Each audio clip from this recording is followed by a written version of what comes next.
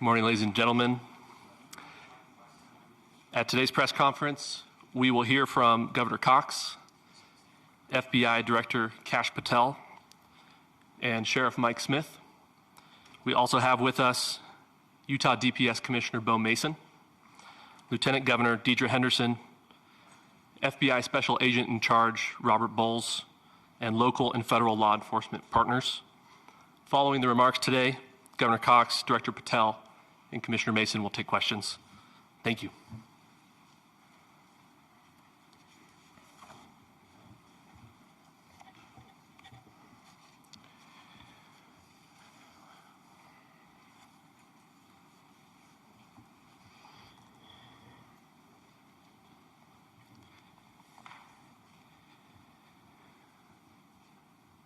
Good morning, ladies and gentlemen.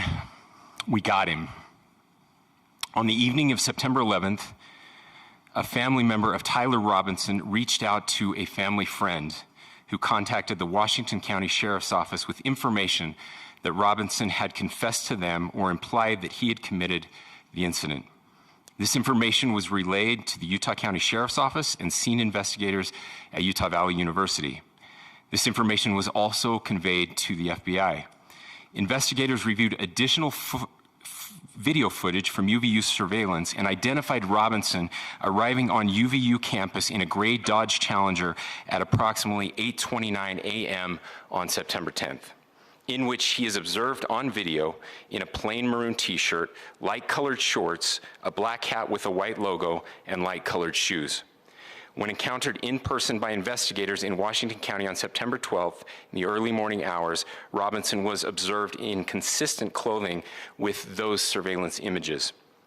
Investigators interviewed a family member of Robinson who stated that Robinson had become more political in recent years.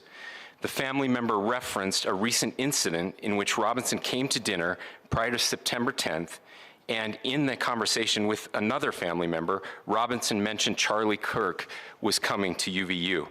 They talked about why they didn't like him and the viewpoints that he had. The family member also stated Kirk was full of hate and spreading hate. The family member also confirmed Robinson had a gray Dodge Challenger. Investigators identified an individual as the roommate of Robinson. Investigators interviewed that roommate, who stated that his roommate, referring to Robinson, made a joke on Discord.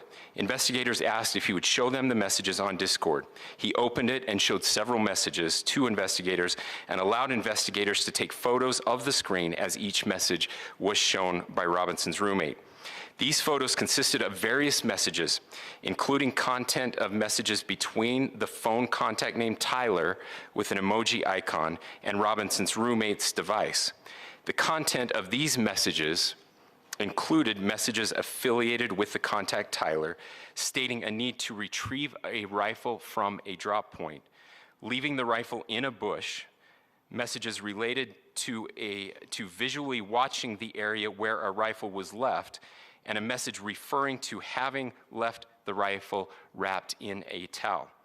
The messages also refer to engraving bullets and a mention of a scope and the rifle being unique. Messages from the contact Tyler also mentioned that he had changed outfits. I know there has been speculation as well as to the writing on those casings, those bullet casings, and I believe we have that as well. And I will share that with you now. So the area north of Campus Drive Road where the suspect crossed over, you saw some of that in the video that we released last night, consists of a grassy area with trees on the edge of the UVU campus. Investigators discovered a bolt-action rifle wrapped in a dark-colored towel. The rifle was determined to be a Mauser Model 98 30-06 caliber bolt-action rifle. The rifle had a scope mounted on top of it. Investigators noted inscriptions that had been engraved on casings found with the rifle. Inscriptions on a fired casing read, "Notices, bulges, capital OWO, what's this, question mark." Inscriptions on the 3 unfired casings read, "Hey fascist, exclamation point, catch, exclamation point." up arrow symbol, right arrow and symbol, and 3 down arrow symbols. A second unfired casing read, "Oh Bella Ciao, Bella Ciao, Bella Ciao, Ciao Ciao." And a third unfired casing read, "If you read this, you are gay, LMAO." We are indebted to law enforcement across the state who has worked seamlessly together, local law enforcement, state law enforcement, and our federal partners with the Federal Bureau of Investigation. We're grateful for everyone who worked together in such a short amount of time to find this person and to bring justice. I want to thank the public who has been so engaged, reviewing videos, helping us with sending in tips, and helping us get to this point. I want to thank the family members of Tyler Robinson who did the right thing in this case and were able to bring him into to law enforcement as well. I especially want to thank the family of Charlie Kirk, Erica, Charlie's parents, his children. I want us to be thinking of them as we bring justice in this case. They will be involved in that justice. We will be working very closely with them as we move through this process as well. This is a very sad day for our country, a terrible day for the state of Utah. But I'm grateful that at this moment we have an opportunity to bring closure to this very dark chapter in our nation's history. With that, I will now turn the microphone over to the Director of the FBI, Kash Patel. Thank you, Governor. This is what happens when you let good cops be cops. The FBI and our partners are proud to stand here today together to bring justice to the family of Charlie Kirk and honor his memory. I want to express my deep gratitude to President Trump, the Vice President, and the entire White House who have been so incredibly supportive with both resources and just personally to the FBI as a team.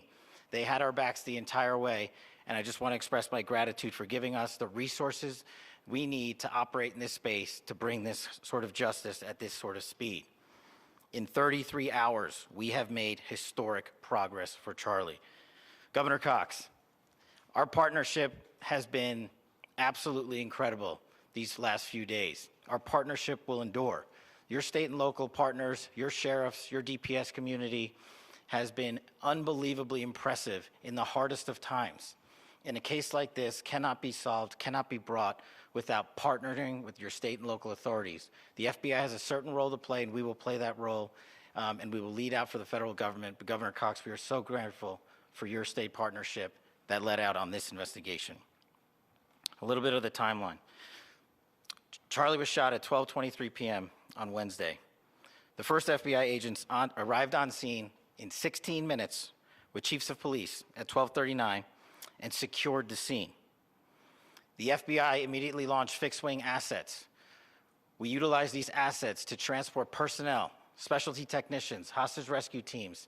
We also utilize these assets to go back and forth from the East Coast and here in Utah to transport forensic evidence and other evidence that will be analyzed and is being analyzed at our FBI laboratories in Quantico and other laboratories, including the ATF.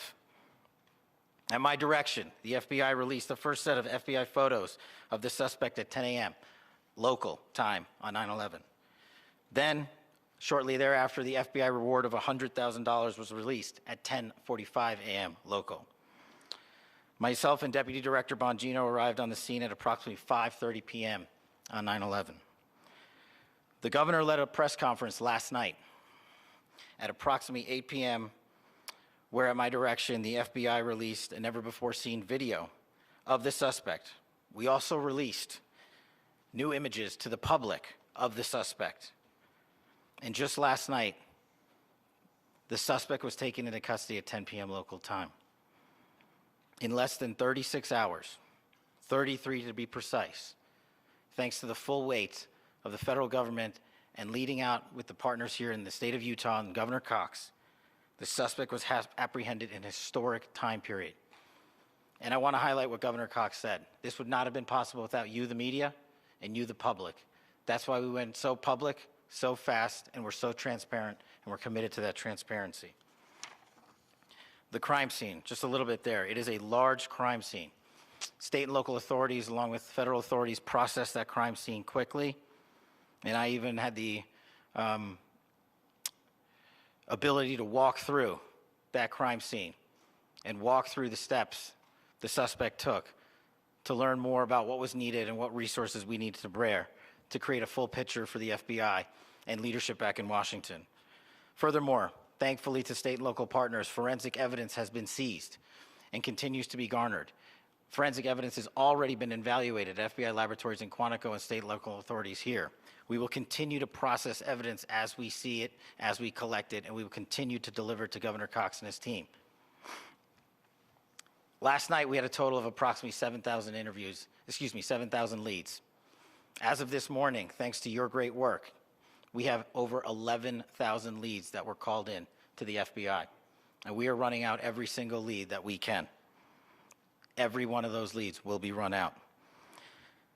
The arrest is a testament to the dedication of good law enforcement being great and partnerships in law enforcement, which I've tried to highlight as my tenure as the director of the FBI. There is no better relationship for law enforcement than the FBI to partner with state and local authorities, and you've seen it here in these last few days. The FBI Salt Lake Field Office, along with our offices in LA, Phoenix, Denver, San Antonio, Las Vegas, Pittsburgh, Buffalo, our headquarters component in Quantico, all participate in the FBI. I want to express my deep gratitude to the employees of the FBI, the men and women, the evidence response team tacticians, the special operators, the agents, the support staff. You have done monumental work in historic time when the public, who had a right to demand such an expeditious solving of an investigation, the FBI answered that call diligently, critically important to our nation, and we delivered. And I'm proud to be their leader, and I'm proud to be the director of the FBI. This is very much an ongoing investigation, as the governor said, and we will continue to work with state and local authorities to develop the investigation, to provide them the evidence they need for their ongoing prosecutions, and we will be here to answer every call they absolutely have, as long as it takes, for as long as we need to find and apprehend whatever suspects were involved in this crime. Lastly, to my friend Charlie Kirk, rest now, brother. We have the watch, and I'll see you in Valhalla.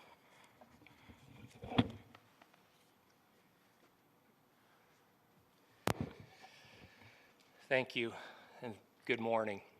I would just like to take a few minutes as the sheriff to express my gratitude for everybody who has played a part in this investigation. As you know, it's been a vast, a complicated, and a very, very fast-paced investigation. You're looking at people standing up here who are running on, if they got an hour's sleep in the last couple of days, they're probably lucky. It has been very taxing. It has been so impressive, speaking on behalf of the local law enforcement, to see the cooperation that we've seen in this type of case. Across the state, sheriffs, chiefs, our state partners have stepped up and have come to the call on anything that we needed. Our county chiefs have been phenomenal. Our Utah County Attorney, Jeff Gray, who's standing up here with us, has been phenomenal in leading us through this investigation.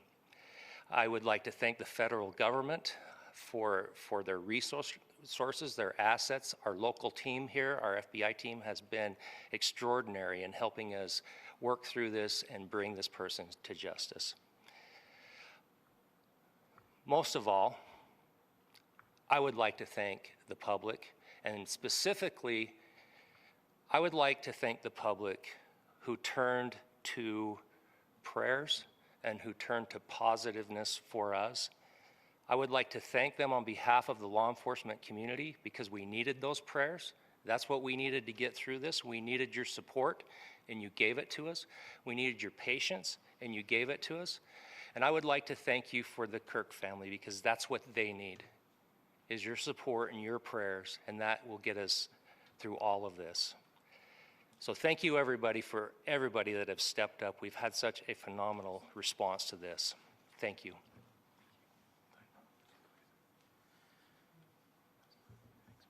I also want to give a special thanks to the Attorney General and the Department of Justice. Their unwavering support and their commitment to justice is shown true here.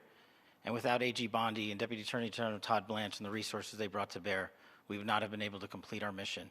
And I just want to say special thanks. It's an honor to be a part of the Department of Justice. Thank you again to our incredible law enforcement team who has worked so hard.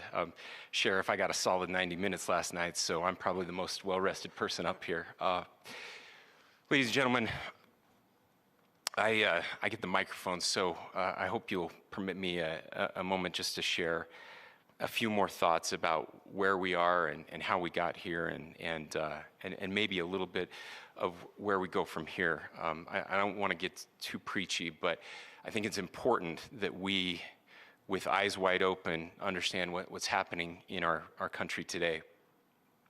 I've heard people say, well, why are we so invested in this? There's violence happening all across our country, and violence is tragic everywhere. And every life taken is a child of God who deserves our love and respect and dignity. This is certainly about the tragic death, political assassination of Charlie Kirk. But it is also much bigger than an attack on an individual. It is an attack on all of us. It is an attack on the American experiment. It is an attack on our ideals. This cuts to the very foundation of who we are, of who we have been, and who we could be in better times.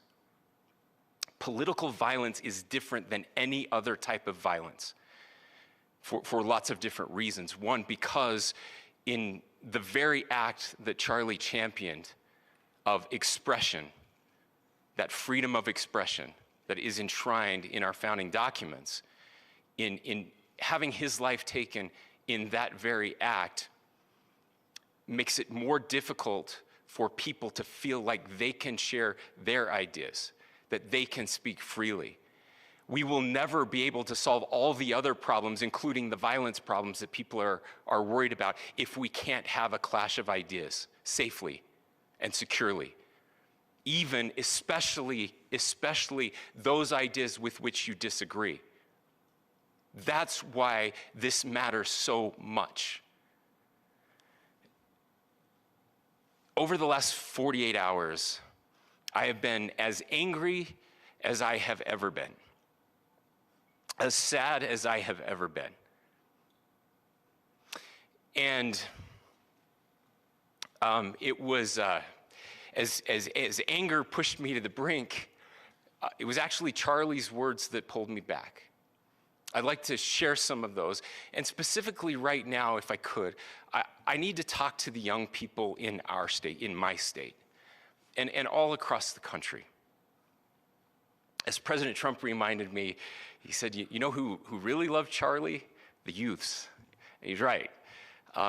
Young people loved Charlie, and young people hated Charlie. And Charlie went into those places anyway. And these are the words that have helped me. Charlie said, when people stop talking, that's when you get violence. He said, the weak can never forgive. Forgiveness is the attribute of the strong. The only way out of the labyrinth of suffering is to forgive. Welcome without judgment, love without condition, forgive without limit. He said, always forgive your enemies. Nothing annoys them so much. A few months ago, I referenced this last night, Charlie posted to social media, when things are moving very fast and people are losing their minds, it's important to stay grounded. Turn off your phone, read scripture, spend time with friends, and remember, internet fury is not real life. It's going to be okay. He again said, when you stop having a human connection with someone you disagree with, it becomes a lot easier to commit violence. He said, what we as a culture have to get back to is being able to have a reasonable agreement,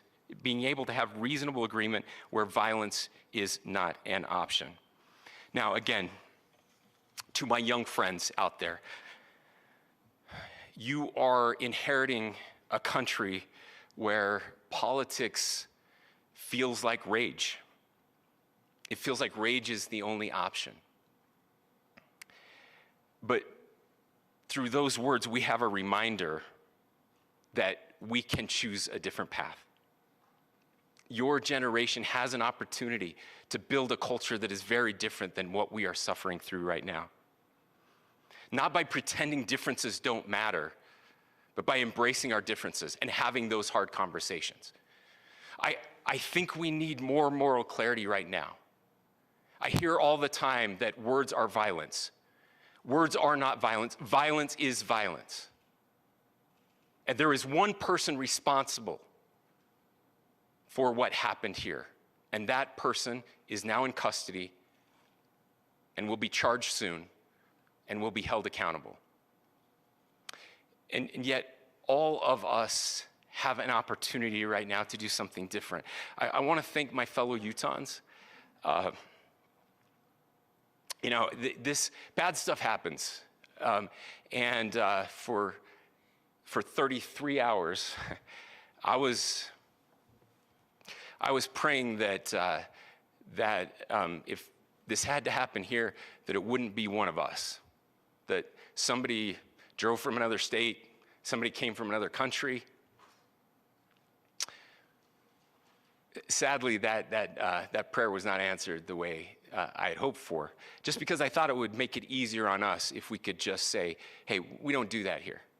And indeed, Utah is a special place.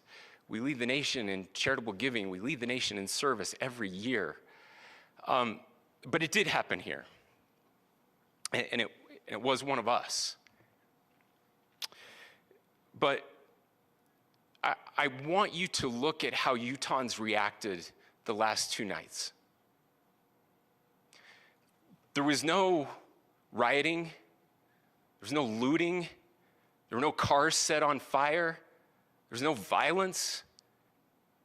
There were vigils and prayers and people coming together to share the humanity. And that, ladies and gentlemen, I believe is the answer to this. We can return violence with violence. We can return hate with hate. And that's the problem with political violence, is it metastasizes. Because we can always point the finger at the other side. And at some point, we have to find an off-ramp, or it's going to get much, much worse. But see, these are choices that we can make. History will dictate if this is a turning point for our country. But every single one of us gets to choose right now if this is a turning point for us. We get to make decisions. We have our agency. And I desperately call on every American, Republican, Democrat, liberal, progressive, conservative, MAGA, all of us to please, please, please follow what Charlie taught me. I'll just conclude with words I share often from a friend and author, Yuval Levin, who was asked if he was optimistic about our country. And he said, I'm not optimistic. He said, I hate optimism. Like, that sounds bad. But he said, optimism is a vice. It's this idea that good things are just going to happen. And he said, in the history of the world, good things have never just happened. He says, I'm not optimistic, but I am hopeful. And hope is the virtue that sits between the vices of optimism and pessimism. Hope is the idea that good things are going to happen because we can make them so. I still believe in our country. And I know Charlie Kirk believed in our country. I still believe that there is more good among us than evil. And I still believe that we can change the course of history. I'm hopeful because Americans can make it so. Ladies and gentlemen, we're happy to answer any questions you might have. Governor, can you speak to whether the suspect is speaking with authorities and his demeanor, Tyler Robinson, when he turned himself in? I cannot speak to that right now. Governor, how do you interpret the engravings on casing? Well, I will leave that up to you to interpret what those engravings mean. I think the clearest one that says "catch fascist," there's not, and by the way, that's like catch like a ball, catch this. That's I think that speaks for itself. Governor, you indicated that he had been communicating. Please. Talk about this level of hatred that this person expressed in the dinner. Beyond that, is there anything in your view that you discovered that may have radicalized or changed him to prompt him to commit such a horrific? There's nothing more that we can share at this time. Governor, you indicated that he had been communicating with a friend on Discord about the gun. Do you anticipate any more arrests? We do not at this time have any information that would lead to any additional arrests. Do you believe he acted alone? Yes, but the investigation is ongoing. How he came into custody of police and where he is right now? Yes, so right now, Mr. Robinson has been booked into the Utah County Jail. You heard the president this morning report that he was taken into custody, that his family and a friend helped to deliver him into custody of law enforcement in Washington County. For those of you that don't know where Washington County is, it is the southwesternmost part of the state of Utah. It's about a 3.5 to 4 hour drive from here, where we are right now, and that's where he lived and where they turned him in. Please, I'll go here. I can't share any more than what I've already shared. Yeah.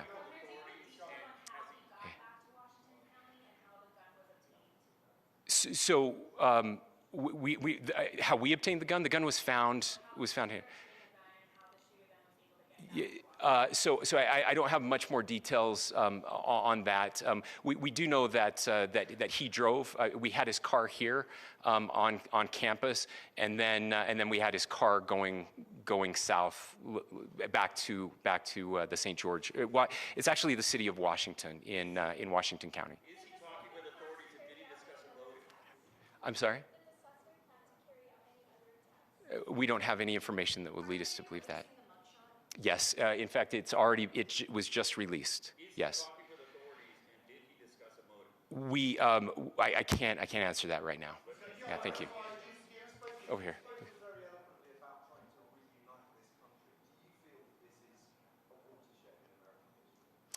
I absolutely believe that this is a watershed in American history, yes. The question is what kind of watershed? And that chapter remains to be written. Is this the end of a dark chapter in our history or the beginning of a darker chapter in our history?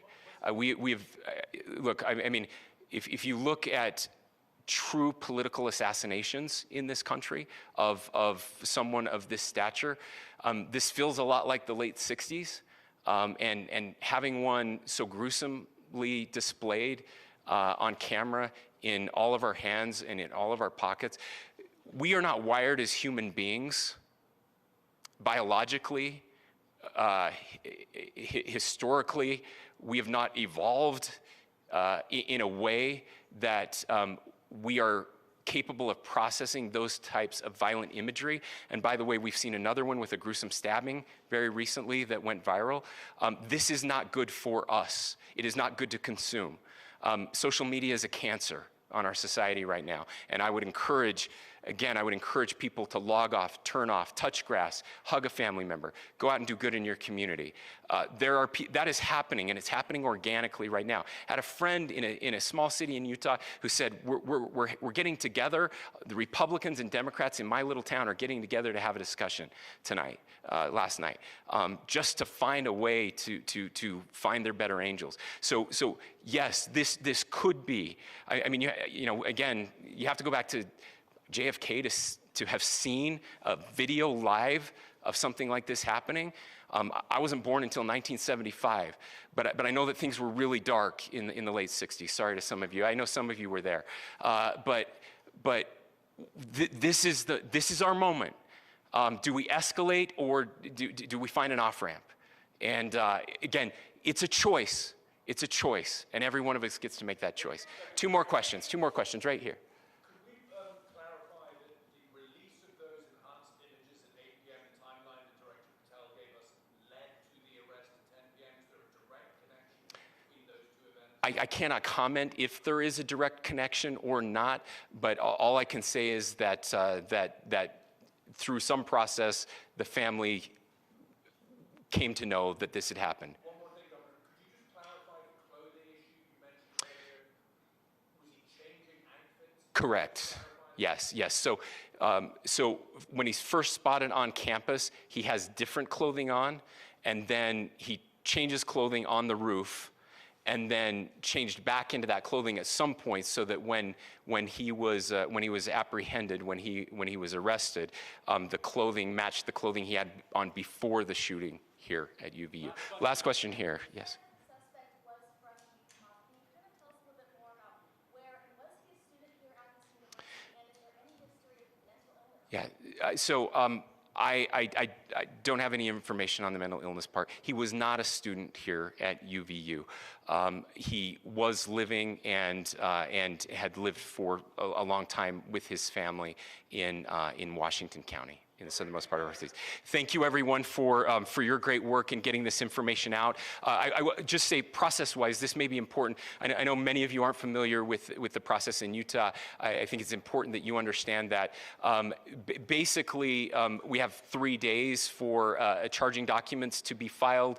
A CI will be filed. We'll have more information then, more detailed information, as those charging documents are filed in preparation for a preliminary hearing. So 3 days. So we would anticipate then that early next week those charging documents will be filed. We will obviously be working. The county attorney will be working very closely with Mr. Kirk's family as those documents and decisions are prepared and made. Thanks, everyone.